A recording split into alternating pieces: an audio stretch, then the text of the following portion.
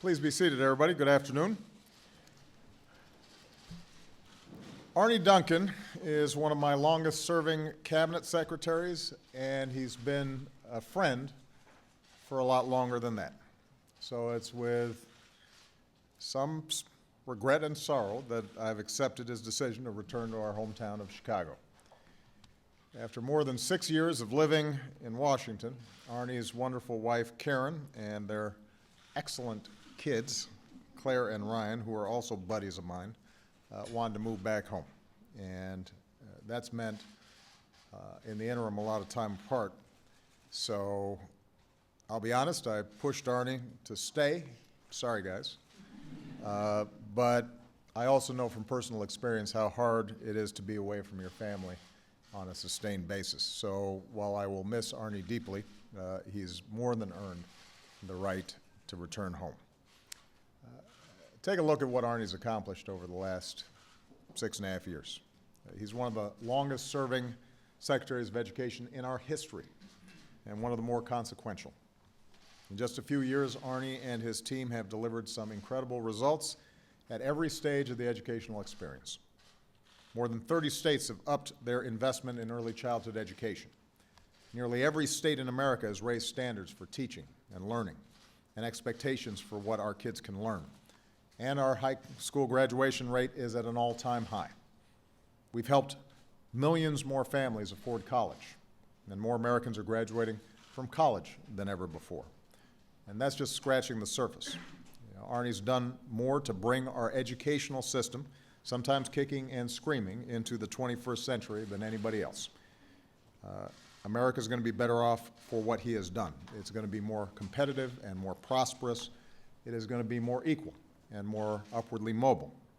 It's a record that I truly believe no other education secretary can match.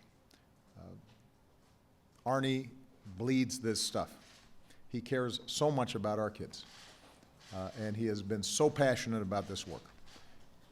And everybody who interacts with him, including people who disagree with him on some issues, never questions the genuineness and heart that he has brought to this job. So I couldn't be prouder of him, and for good measure, Arne also holds the record for most points scored in an NBA All-Star game.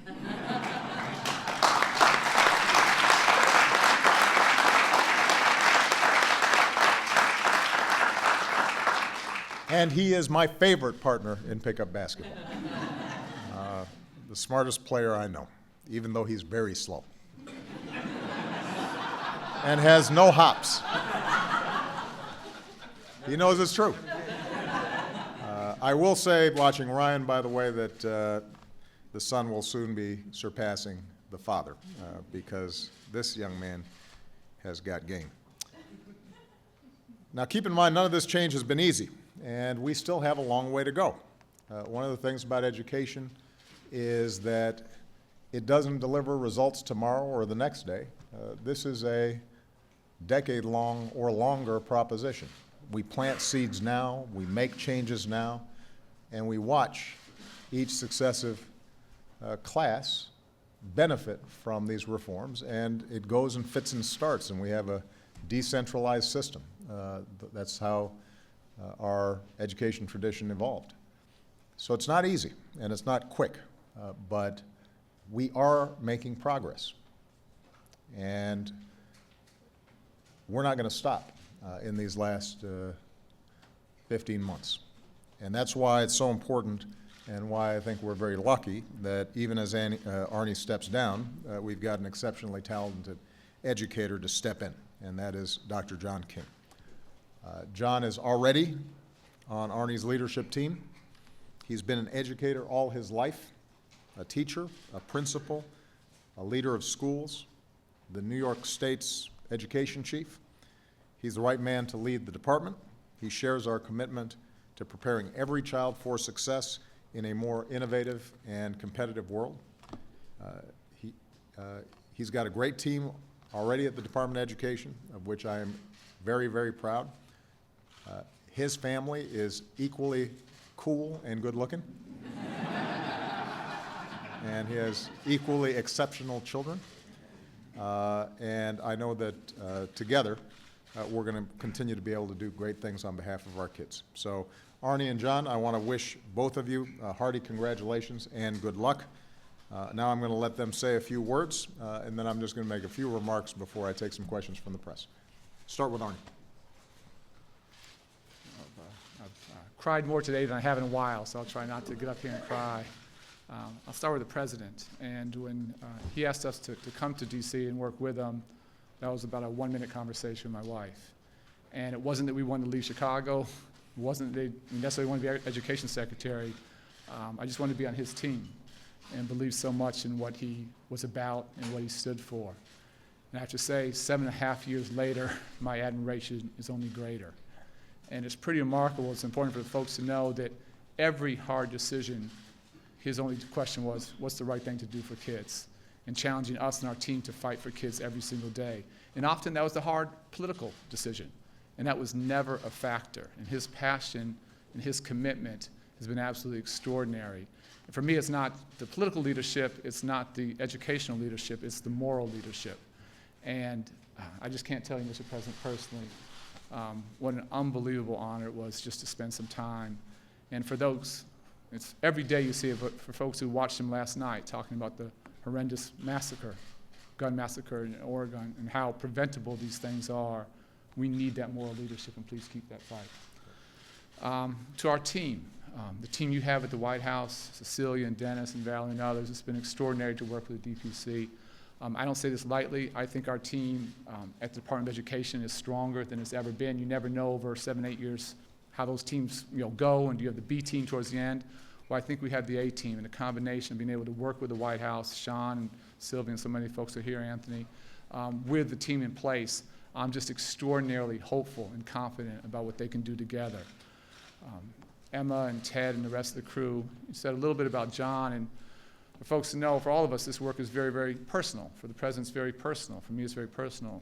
John was one of those kids that probably shouldn't be in a room like this if you sort of look at the stereotypes. And not the easiest time growing up. He'll tell you more about it, but lost both his parents at a pretty early age.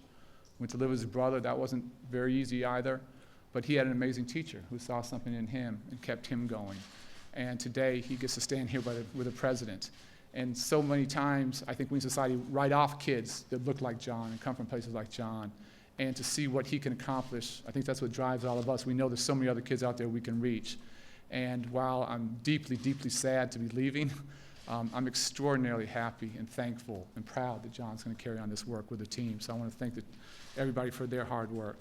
I quickly want to, try not to get emotional here, but thank my parents as well. And my dad is a lifelong educator at the University of Chicago.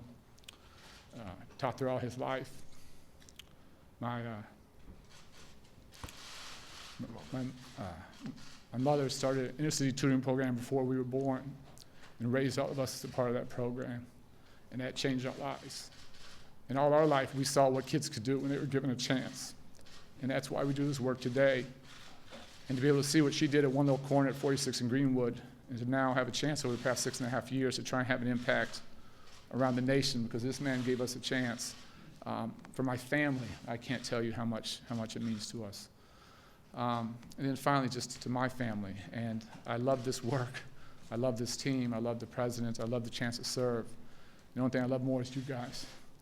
And I can't wait to come home and see a couple more track meets and maybe get to coach Ryan a little bit and maybe have a few more dinners and maybe go to a movie someday. That'd be pretty amazing. So it's been too long. And so it's been an amazing journey, and I feel so proud to be so lucky to have been a part of this team. And Mr. President, thanks for creating the climate in which all of us here could have the impact we did. And we can never repay the debt of gratitude we owe you for your leadership and your courage. So thank you so much. I want to turn it over to John.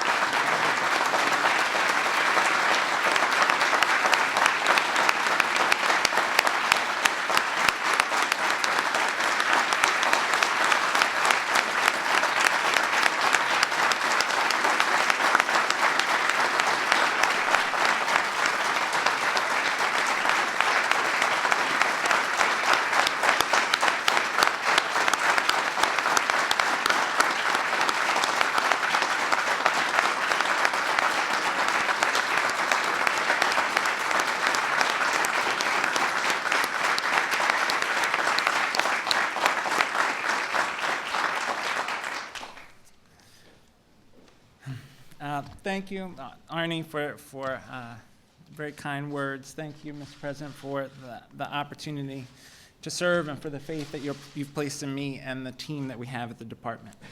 I'm deeply honored by the chance to serve and also deeply humbled by following in Arne's footsteps. Arne is an extraordinary leader who I have watched demonstrate tremendous courage in fighting for kids and fighting for what's best for kids, but also always being willing to listen to folks and to make adjustments and to make sure that everything we do every day is towards the goal of greater equity. Mr. President, you and Arne and our team at the department have laid out an ambitious agenda, from strengthening early childhood education and expanding access to early childhood, to raising standards for teaching and learning in K through 12, to ensuring that more Americans have access to high quality higher education, to ensuring that we support our teachers and that we invest in our teachers and provide the best preparation and support and leadership opportunities for them.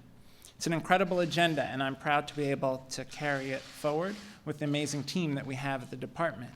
Earlier this week, Arne gave a speech at the National Press Club, and in that speech, Arne said, education can be the difference between life and death. And I know that's true because it was for me.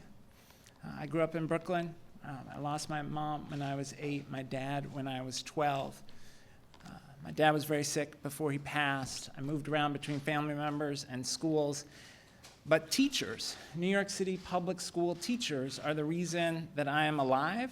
They are the reason that I became a teacher. They are the reason I'm standing here today. Those teachers created amazing educational experiences, but also gave me hope about what is possible, what could be possible for me in life. I know schools can't do it alone. There's work we have to do on economic development and housing and healthcare, but I know that my parents, who spent their lives as New York City public school educators, believe that school was at the heart of our promise of equality of opportunity for all Americans. That's what they believe, that's what the president believes, that's what Arne believes, and that's what I feel very privileged to be able to work on with this amazing team we have at the department. Every child in the United States, every college student, every disconnected youth, every working parent who just wants a few more credits in order to improve their salary and position at their job, everyone deserves the kind of opportunity that I had to have a great education. Every child deserves the kind of opportunity that my beautiful daughters, Amina and Maria, have to have a great education, the kind of education their grandparents worked to provide. I'm so grateful to my very supportive wife, Melissa. So grateful to the Secretary for the opportunity he gave me to join his team, and incredibly grateful to the President for the opportunity to work with a wonderful group of people at the Education Department to try to expand opportunity. Thank you. Thank you.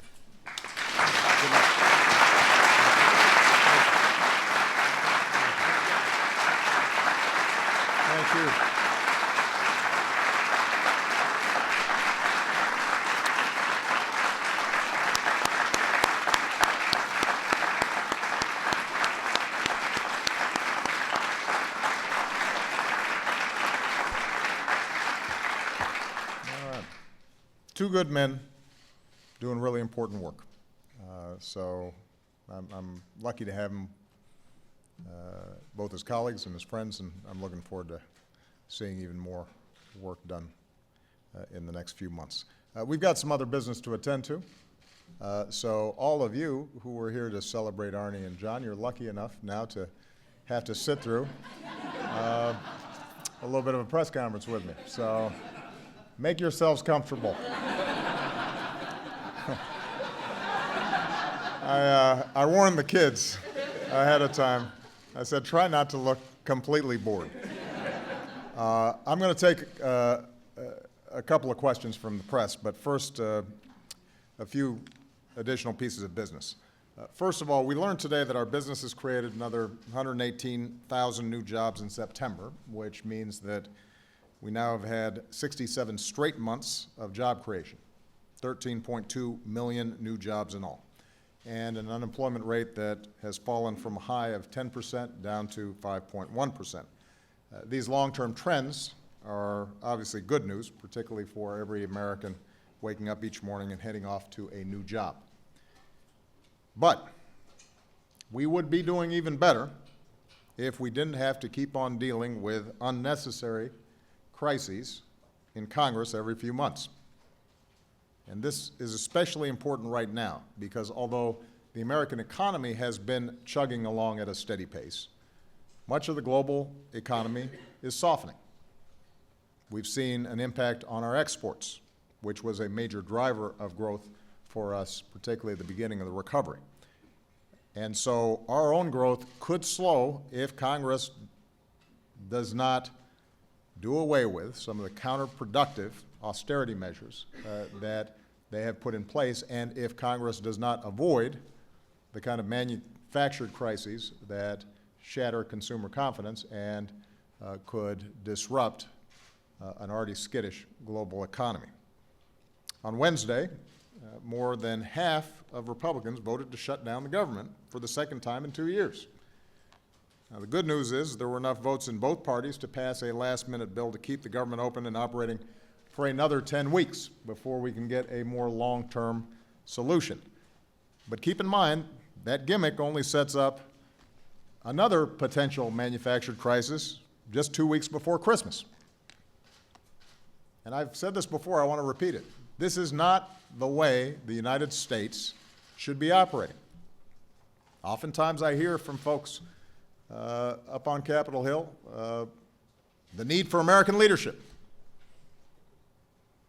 the need for America to be number one. Well, you know what? Around the globe, part of what makes us a leader is when we govern effectively and we keep our own house in order and we pass budgets and we can engage in long-term planning and we can invest in the things that are important for the future. That's U.S. leadership.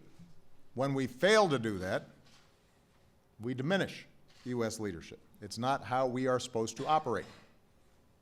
And we can't just keep on kicking down the road without solving any problems or doing any long-term planning for the future. That's true for our military, that's true for our domestic programs. The American people, American families deserve better. And we can grow faster and the economy can improve if Congress acts with dispatch. It will get worse if they don't. That's why I want to be very clear. I will not sign another short-sighted spending bill like the one Congress sent me this week. We've purchased ourselves 10 additional weeks. We need to use them effectively. Keep in mind that a few years ago, both parties put in place harmful automatic cuts that make no distinction between spending we don't need and spending we do. We can revisit the history of how that happened. I have some rather grim memories of it. But the notion was that even as we were bringing down the deficit, we would come up with a sustainable, smart, long-term approach to investing in the things that we need. That didn't happen. And so now these cuts that have been maintained have been keeping our economy from growing faster. It's time to undo them. If we don't, then we will have to fund our economic and national security priorities in 2016 at the same levels that we did in 2006. Now understand, during that decade, between 2006 and 2016, our economy has grown by 12%. Our population has grown by 8%. New threats have emerged. New opportunities have appeared. We can't fund our country the way we did 10 years ago because we have greater demands with an aging population, with kids who need schools, with roads that need to be fixed, with a military on which we are placing extraordinary demands. And we can't cut our way to prosperity. Other countries have tried it, and it has not worked. We've grown faster than they have because we did not pursue these blind, unthinking cuts to necessary investments for our growth. And by the way, because we've grown faster than them, we've brought our deficits down faster than they have. I want to repeat this because the public apparently never believes it. Since I took office, we've cut our deficits by 2/3. The deficit has not been going up. It has been coming down precipitously. We've cut our deficits by 2/3. They're below the average deficits over the past 40 years. So the bottom line is Congress has to do its job. It can't flirt with another shutdown. It should pass a serious budget.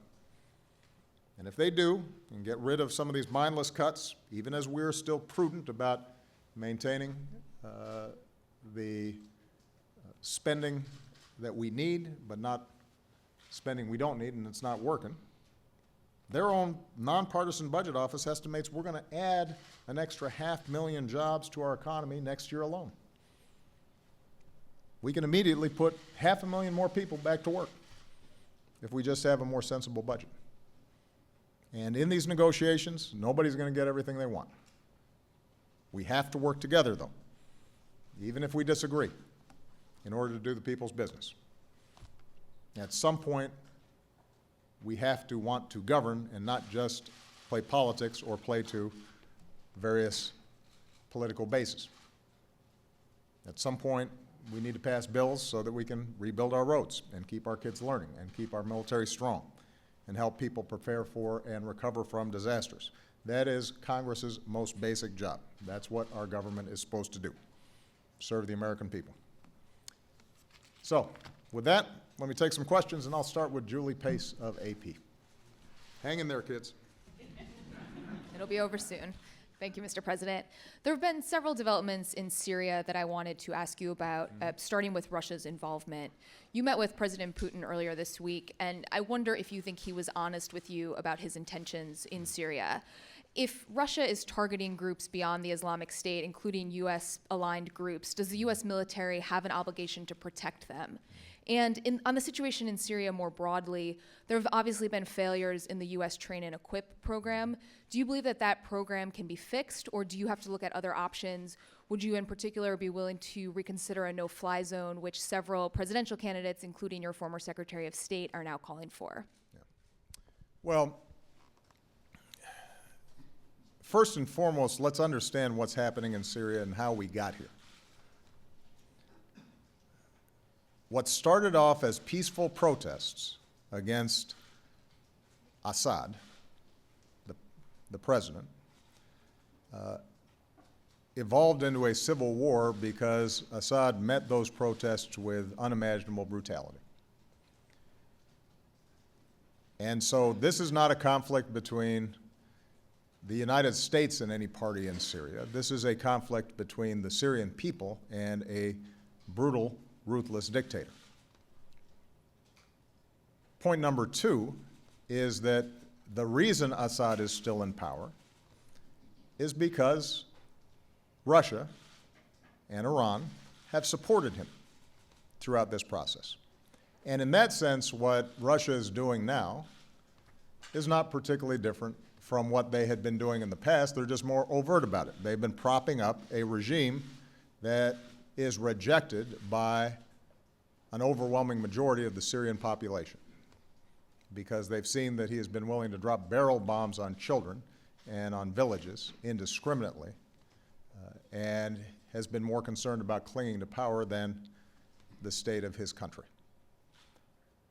So in my discussions with President Putin, I was very clear that the only way to solve the problem in Syria is to have a political transition that is inclusive, that keeps the state intact, that keeps the military intact, that maintains cohesion, but that is inclusive, and the only way to accomplish that is for Mr. Assad to transition, because you cannot rehabilitate him in the eyes of Syrians. This is not a judgment I'm making. It is judgment that the overwhelming majority of Syrians make.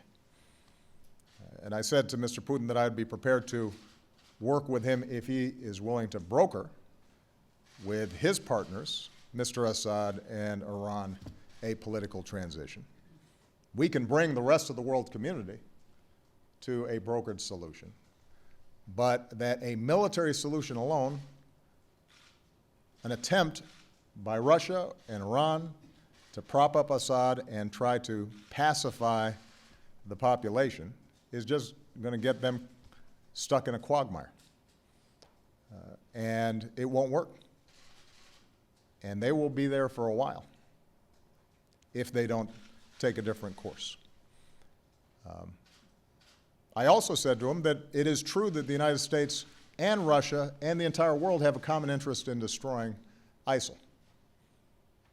But what was very clear, and regardless of what Mr. Putin said, was that he doesn't distinguish between ISIL and a moderate Sunni opposition that wants to see Mr. Assad go. From their perspective, they're all terrorists. And that's a recipe for disaster, and it's one that I reject. So where we are now is that we are having technical conversations about deconfliction so that we're not seeing U.S. and American firefights in the air. But beyond that, we're very clear in sticking to our belief and our policy that the problem here is Assad and the brutality that he's inflicted on the Syrian people, and that it has to stop. And in order for it to stop, we're prepared to work with all the parties concerned, but we are not going to cooperate with a Russian campaign to simply try to destroy anybody who is disgusted and fed up with Mr. Assad's behavior. Keep in mind also from a practical perspective, the moderate opposition in Syria is one that, if we're ever going to have a political transition, we need. And the Russian policy is driving those folks underground or creating a situation in which they are decapacitated, and it's only strengthening ISIL. And that's not good for anybody.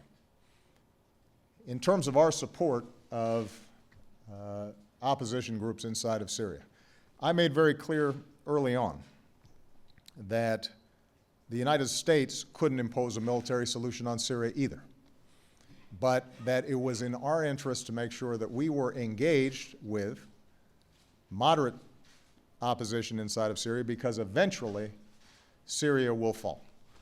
The Assad regime will fall. And we have to have somebody who we're working with that we can help pick up the pieces and stitch back together a cohesive, coherent country.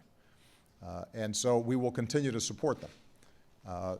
The Training and Equip program was a specific initiative by the Defense Department to see if we could get some of that moderate opposition to focus attention on ISIL in the eastern portion of the country. And I'm the first one to acknowledge it has not worked the way it was supposed to, Julie. And I think that the Department of Defense would say the same thing. And part of the reason, frankly, is because when we tried to get them to just focus on ISIL, the response we'd get back is, how can we focus on ISIL when every single day we're having barrel bombs and attacks from the regime? And so it's been hard to get them to reprioritize looking east when they've got bombs coming at them from the west. So what we're doing with the Train and Equip is looking at where we have had success, for example, working with some of the Kurdish community in the east that pushed ISIL out, seeing if we can build on that. But what we're also going to continue to do is to have contacts with and work with opposition that rightly believes, in the absence of some change in government inside of Syria, we're going to continue to see civil war. And that is going to turbocharge ISIL recruitment and jihadist recruitment, and we're going to continue to have problems. Now, last point I just want to make about this, because sometimes the conversation here in the Beltway differs from the conversation internationally.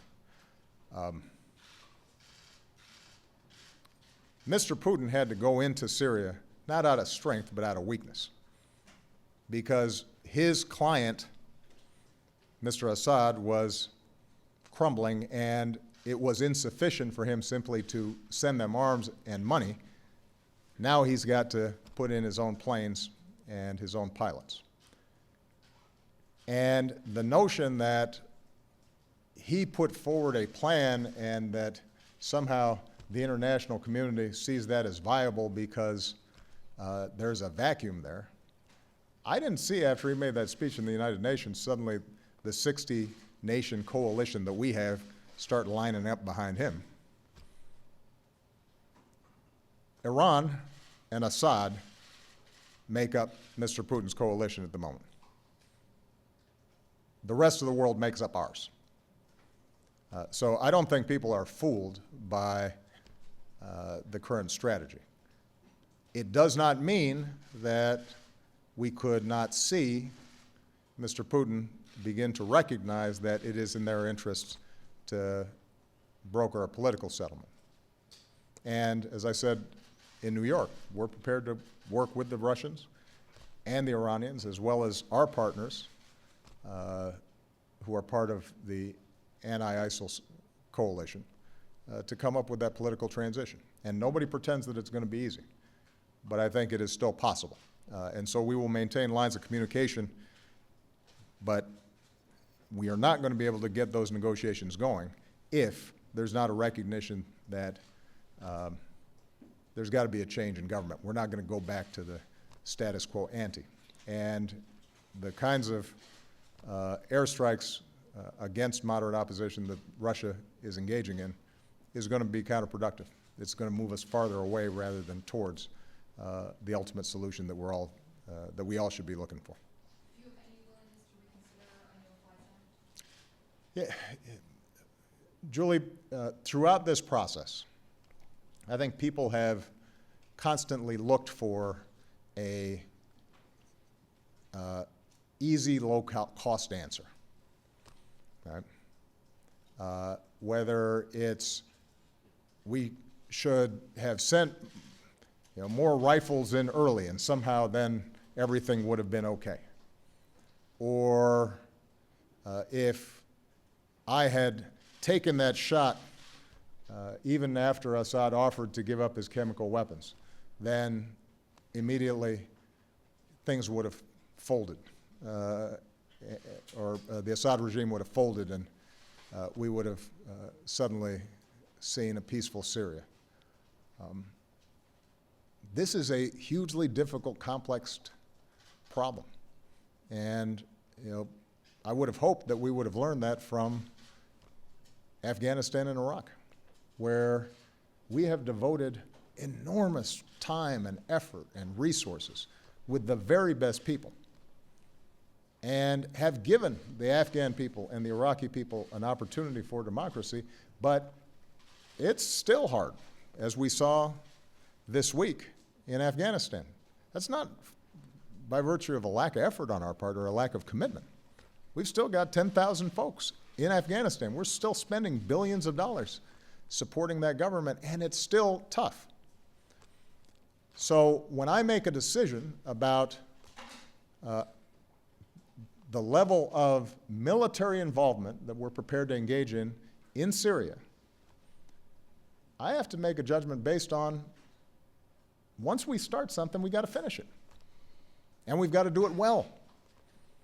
And do we in fact have the resources and the capacity to make a serious impact, understanding that we've still got to go after ISIL in Iraq. We still have to support the training of an Iraqi military that is weaker than any of us perceived, that we still have business to do in Afghanistan. And so I push and have consistently, over the last 4 or 5 years, sought out a wide range of opinions about steps that we can take potentially to move Syria in a better direction. I am under no illusions about what an incredible humanitarian catastrophe this is, and the hardships that we're seeing, and the refugees that are traveling in very dangerous circumstances, and now creating real political problems among our allies in Europe. and the heartbreaking images of children drowned trying to escape war, and the potential impact of such a destabilized country on our allies in the region.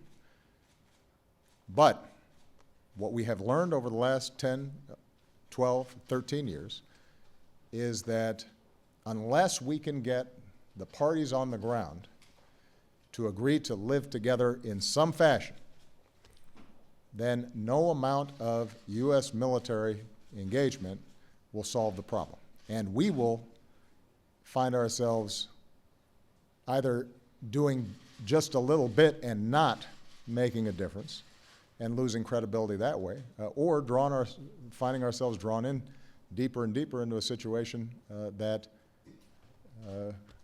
we can't sustain. And when I hear people offering up half-baked ideas as if they are solutions, or trying to downplay the challenges involved in the situation, what I'd like to see people ask is specifically, precisely, what exactly would you do, and how would you fund it, and how would you sustain it?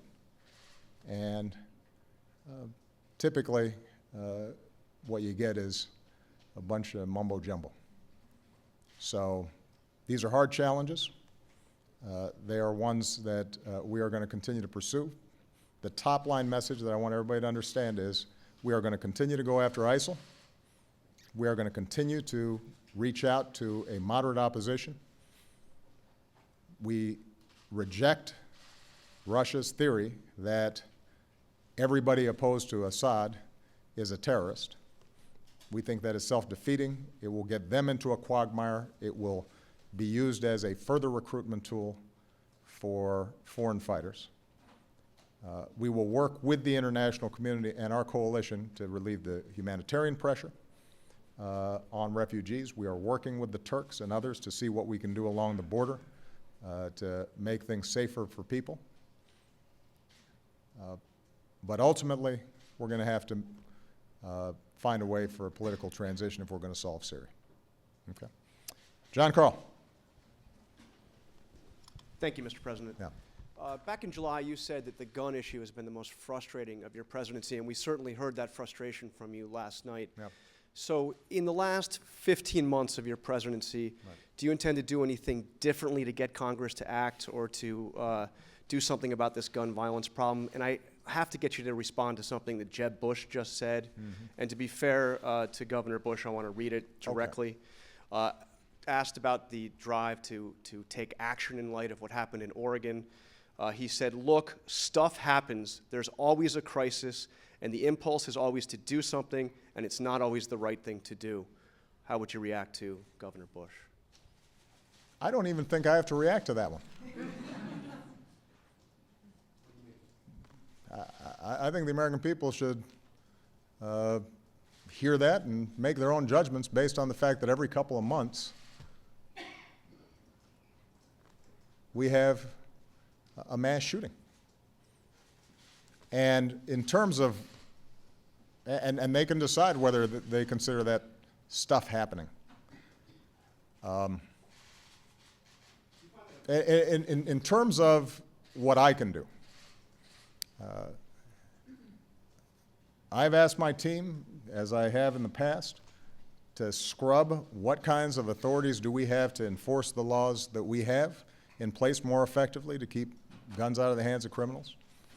Are there additional actions that we can take that might prevent even a handful of these tragic deaths from taking place? But, as I said last night, this will not change until the politics changes and the behavior of elected officials changes. And so the main thing I'm going to do is I'm going to talk about this on a regular basis. And I will politicize it because our inaction is a political decision that we are making. The reason that Congress does not support even the modest gun safety laws that we proposed after Sandy Hook is not because the majority of the American people don't support it. I mean, normally, politicians are responsive to the views of the electorate. Here you've got majority of the American people think it's the right thing to do. Background checks, other common sense steps that would maybe save some lives. Couldn't even get a full vote. And why is that? It's because of politics. It's because interest groups fund campaigns, feed people fear,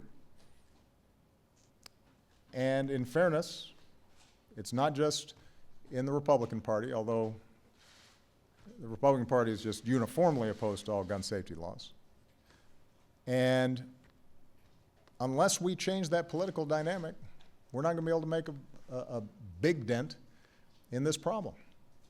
For example, you'll hear people talk about the problem's not guns, it's mental illness. Well, if you talk to people who study this problem, it is true that the majority of these mass shooters are angry young men, but there are hundreds of millions of angry young men around the world. Tens of millions of angry young men. Most of them don't shoot. It doesn't help us just to identify, and the majority of people who have mental illnesses are not shooters. So we can't sort through and identify ahead of time who might take actions like this. The only thing we can do is make sure that they can't have an entire arsenal when something snaps in them. And if we're going to do something about that, the politics has to change. The politics has to change. And the people who are troubled by this have to be as intense and as organized and as adamant about this issue as folks on the other side who are absolutists and think that any gun safety measures are somehow an assault on freedom or communistic, or a plot by me to take over and stay in power forever or something. I mean, there are all kinds of crackpot conspiracy theories that float around there, some of which, by the way, are ratified by elected officials in the other party on occasion. So we've got to change. We've got to change the politics of this, and that requires people to feel, not just feel deeply, because I get a lot of letters after this happens. Do something. Well, okay. Here's what you need to do. You have to make sure that anybody who you are voting for is on the right side of this issue. And if they're not, even if they're great on other stuff, for a couple of election cycles, you got to vote against them and let them know precisely why you're voting against them. And you just have to, for a while, be a single issue voter, because that's what is happening on the other side. And that's going to take some time. I mean, the NRA has had a good start, they've been at this a long time. They've perfected what they do. You got to give them credit. They're very effective, because they don't represent the majority of the American people. But they know how to stir up fear. They know how to stir up their base. They know how to raise money. They know how to scare politicians. They know how to organize campaigns. And the American people are going to have to match them in their sense of urgency if we're actually going to stop this. Which isn't to say stopping all violence. We're not going to stop all violence. Violence exists around the world, sadly. Part of original sin. But our homicide rates are just a lot higher than other places that, by the way, have the same levels of violence. It's just you can't kill as many people when you don't have easy access to these kinds of weapons. And I'm deeply saddened about what happened yesterday, but Arne's going back to Chicago. Let's not forget, this is happening every single day in forgotten neighborhoods around the country. Every single day. Kids are just running for their lives trying to get to school. Broderick, we were down in New Orleans, sitting down with a group of young men when we were talking about Katrina, and I've got two young men next to me. Both of them had been shot multiple times. They were barely 20. So we got to make a decision. If we think that's normal, then we have to own it. I don't think it's normal. I think it's abnormal. I think we should change it. But I can't do it by myself. So main thing I'm going to do, John, is talk about it and hope that over time I'm changing enough minds, along with other leaders around the country, that we start finally seeing some action. I don't think it's going to happen overnight. Cheryl Bowen. Thank you, Mr. President.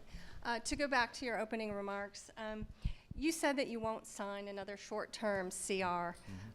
But as you know, yesterday Secretary Lew announced that the government's borrowing authority would run out around November 5th. Would you recommend negotiating an increase in the debt ceiling as part of these budget negotiations on spending caps? And also, does the speaker's race complicate these negotiations? I'm sure the speaker's race complicates these negotiations. That was a rhetorical question. It will complicate the negotiations, but when it comes to the debt ceiling, we're not going back there. Maybe it's been a while, so let me just refresh everybody's memory. Raising the debt ceiling does not authorize us to spend more. It simply authorizes us to pay the bills that we have already incurred. It is the way for the United States to maintain its good credit rating, the full faith and credit of the United States. Historically, we do not mess with it.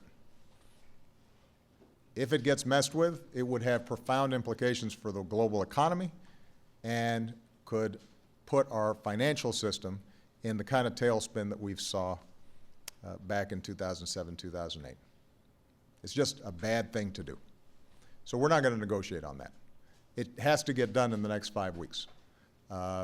So even though the continuing resolution to keep the government open lasts for 10 weeks, we have to get the debt ceiling raised in 5. You've got a shorter timetable to get that done. But here's the bottom line. Mitch McConnell, John Boehner, myself, Nancy Pelosi, Harry Reid, we've all spoken and talked about trying to negotiate a budget agreement. And yes, Speaker Boehner's decision to step down complicates it, but I do think that there is still a path for us to come up with a reasonable agreement that raises the spending caps above sequester to make sure that we can properly finance both our defense and non-defense needs, that maintains a prudent control of our deficits, and that we can do that in short order. It's not that complicated. It's, there's, the math is the math. And what I've encouraged is that we get started on that work immediately, and we push through over the next several weeks and try to leave out extraneous issues that may prevent us from getting a budget agreement. I know, for example, that there are many Republicans who are exercised about Planned Parenthood. And I deeply disagree with them on that issue. And I think that it's mischaracterized what Planned Parenthood does. But I understand that they feel strongly about it, and I respect that. But you can't have an issue like that potentially wreck the entire U.S. economy. Any more than I should hold the entire budget hostage to my desire to do something about gun violence. I feel just as strongly about that. And I think I've got better evidence for it. But the notion that I would threaten the Republicans that unless they passed gun safety measures that would stop mass shootings, I'm going to shut down the government and not sign an increase in the debt ceiling would be irresponsible of me. And the American people rightly would reject that. Well, same is true for them. There are some fights that we fight individually. They want to defund Planned Parenthood, there's a way to do it. Pass a law, override my veto. That's true across a whole bunch of issues that they disagree with me on. And that's how democracy works. I got no problem with that. But you have to govern. And I'm hoping that the next speaker understands that the problem Speaker Boehner had or Mitch McConnell had in not dismantling Obamacare or not eliminating the Department of Education or not deporting every immigrant in this country was not because Speaker Boehner or Mitch McConnell didn't care about conservative principles. It had to do with the fact that they can't do it in our system of government, which requires compromise. Just like I can't do everything I want in passing an immigration bill or passing a gun safety bill. And that doesn't mean that I throw a tantrum and try to wreck the economy and put hardworking Americans who are just now able to dig themselves out of a massive recession, put them in harm's way. Wrong thing to do. Peter Alexander. Thank you, Mr. President. You addressed, I want to follow up on John's questions about the issue that's obviously deeply personal and moving to you, that is the gun issue. Apart from Congress's inaction, apart from the desire from new laws, and beyond that, apart from the gun lobby, as you noted, the pattern is that these perpetrators are angry, aggrieved, oftentimes mentally ill young men. Is there something that you can do with the bully pulpit, with your moral authority, with your remaining time in office, to help reach these individuals who believe that gun violence is the way out? No. I think I can continue to speak to the American people as a whole and hopefully model for them basic social norms about rejecting violence and cooperation and caring for other people, but there are a lot of young men out there. And having been one myself once, I can tell you that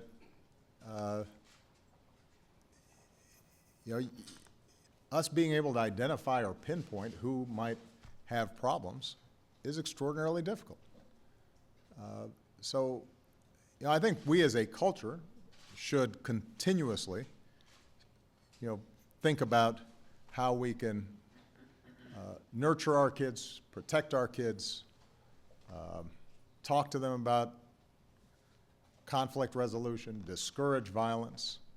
I think there are poor communities where, rather than mass shootings, you're seeing just normal interactions that used to be settled by a fist fight, settled with guns, where maybe intervention programs and mentorship and things like that can work. That's the kind of thing that we're trying to encourage through My Brother's Keeper.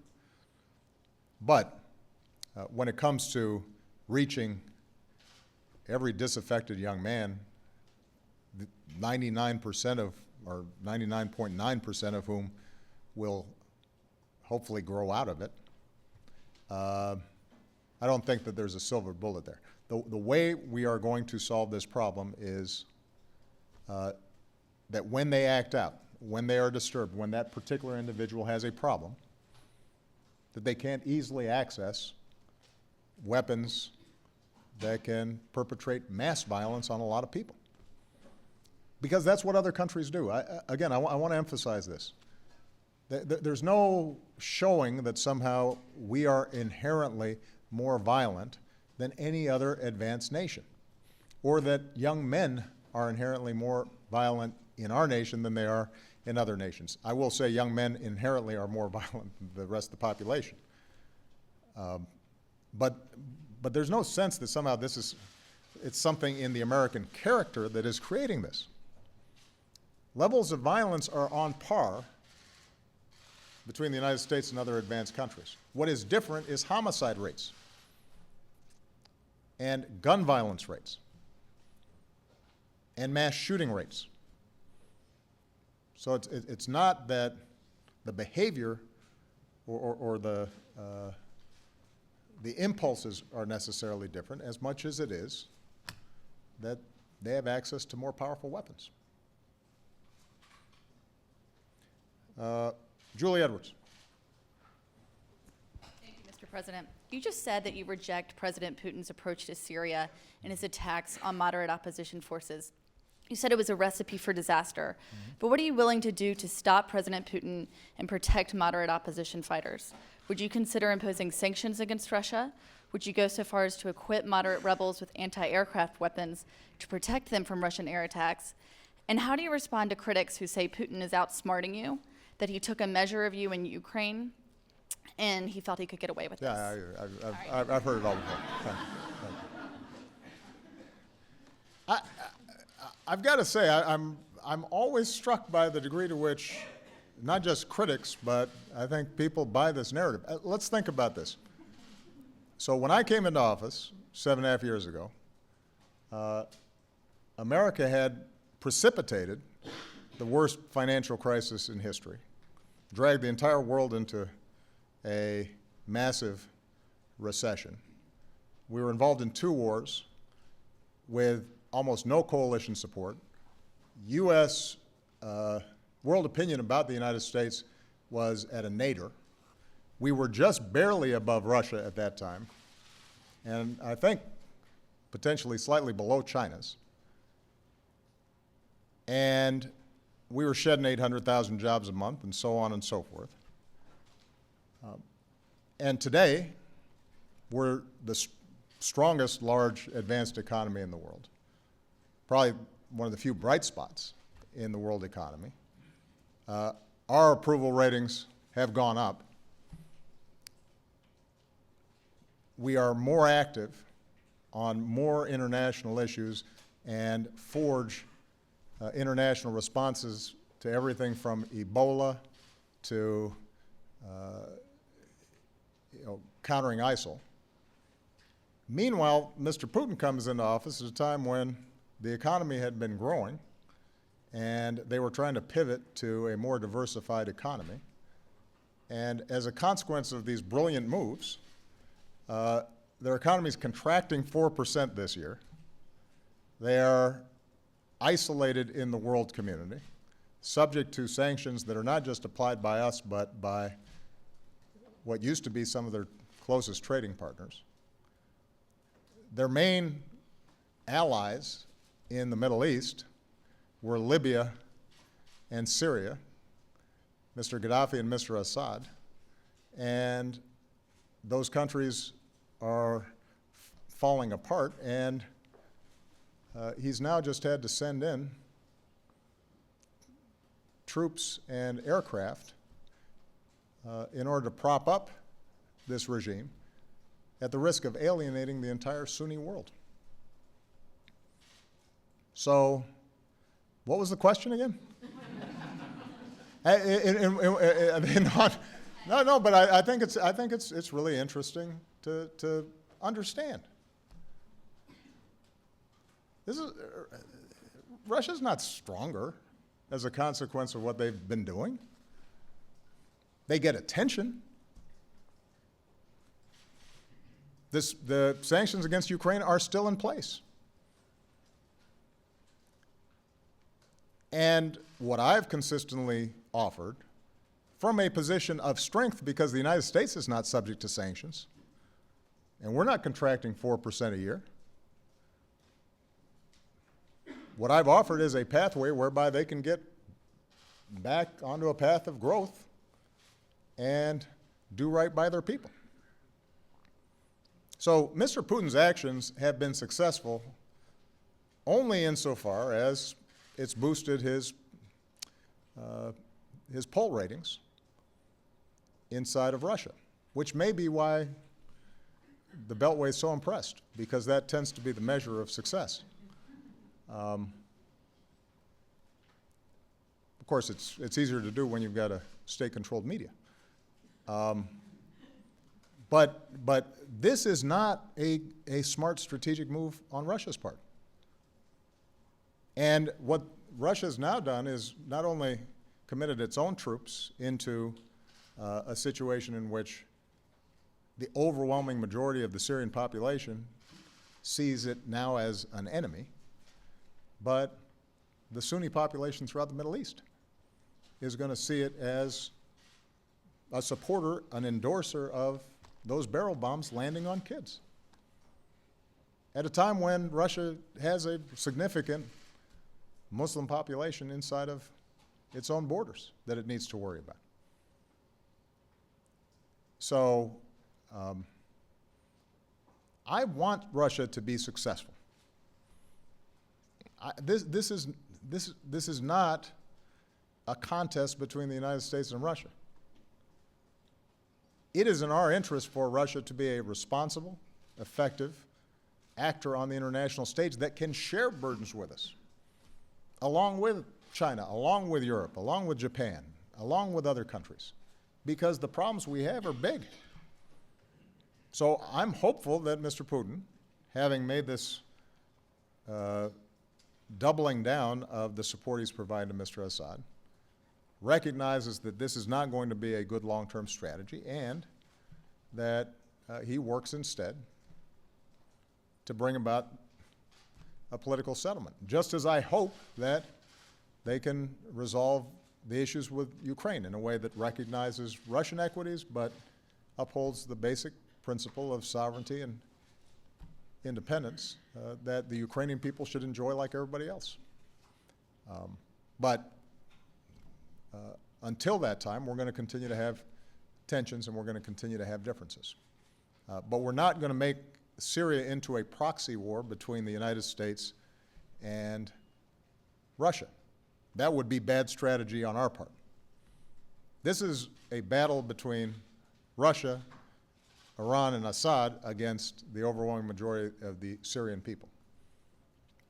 Our battle is with ISIL, and our battle is with the entire international community to resolve the conflict in a way that can end the bloodshed and end the refugee crisis and allow people to be at home, work, grow food, shelter their children, send those kids to school. That's the side we're on. This is not some, superpower chessboard contest. And anybody who frames it in that way isn't paying very close attention to what's been happening on the chessboard. All right, last question, Major Garrett. Mr. President, good to see you. Good to see you. And for the children there, I promise I won't take too long. So you've been very patient. I've been boring them to death, I guarantee you. But there have been times where I've snagged rebounds for Ryan when he's shooting three-pointers, so he's got to put up with this. Understand. Understood. Mr. President, I wonder if you could tell the country to what degree you were changed or moved by what you discussed in private with Pope Francis, what you think his visit might have meant for the country long term. And for Democrats who might already be wondering, is it too late for Joe Biden to decide whether or not to run for president? And lastly, just to clarify, to what degree did Hillary Clinton's endorsement just yesterday of a no-fly zone put her in a category of embracing a half-baked answer in Syria that borders on mumbo-jumbo?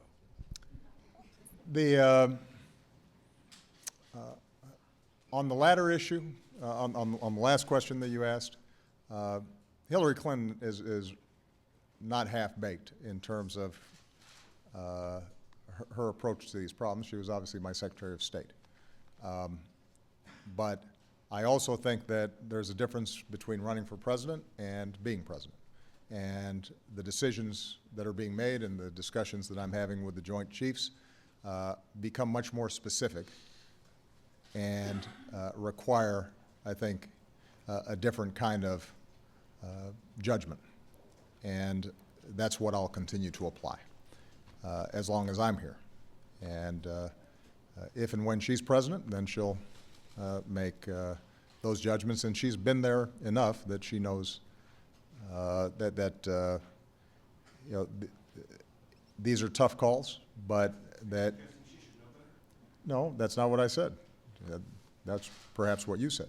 What I'm saying is that we all want to try to relieve the suffering in Syria, but my job is to make sure that whatever we do, we are doing in a way that serves the national security interests of the American people, that doesn't lead to us getting into things that we can't get out of or that we cannot do effectively, and as much as possible that we're working with international partners. And we're going to continue to explore things that we can do to protect people and to deal with the humanitarian situation there, and to provide a space in which we can bring about the kind of political transition that's going to be required to solve the problem. And I think Hillary Clinton would be the first to say that when you're sitting in the seat that I'm sitting in the Situation Room, things look a little bit different. Because she's been right there next to me. I love Joe Biden, and he's got his own decisions to make, and I'll leave it at that. And in the meantime, he's doing a great job as vice president and has been really helpful on a whole bunch of issues. Pope Francis, I love. He is a good man with a warm heart and a big moral imagination. And I think he had such an impact in his visit here as he's had around the world because he cares so deeply about the least of these. And in that sense expresses what I consider to be, as a Christian, the essence of Christianity. And he's got a good sense of humor. Well, I can't share all his jokes. They were all clean. And as I said in the introduction in the South Lawn when he appeared here at the White House, I think it's really useful that he makes us uncomfortable in his gentle way, that he's constantly prodding people's consciences and asking everybody all across the political spectrum what more you can do to be kind and to be helpful and to love and to sacrifice and to serve. And in that sense, I don't think he's somebody where we should be applying the typical American political measures, liberal and conservative and left and right. I think he is speaking to all of our consciences, and we all have to then search ourselves to see if there are ways that we can do better.